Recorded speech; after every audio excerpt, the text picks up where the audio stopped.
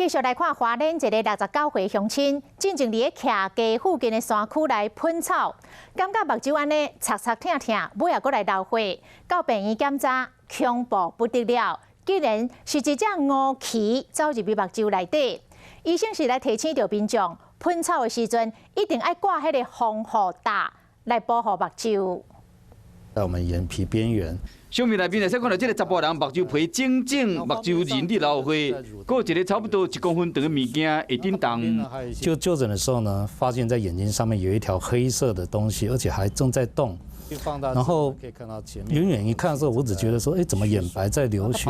近近的一看，原来是一条水蛭。 恐怖的乌蜞，哪会走去目睭？原来这个69岁查甫人进前伫因兜附近山区咧喷草的时，常常感觉目睭会疼，倒开始当作是石头啊喷着，无去插伊。2、3天后，目睭开始流血，去病院一个检查才发现讲原来是乌蜞走入去目睭内。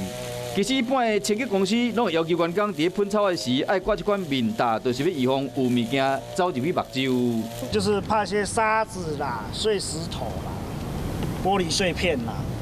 因为像安尼喷草喷到有乌蜞走入去目睭，实在很贱，所以讲医生原是建议讲，若是感觉目睭无爽快，千万唔通前，上好赶紧去找医生。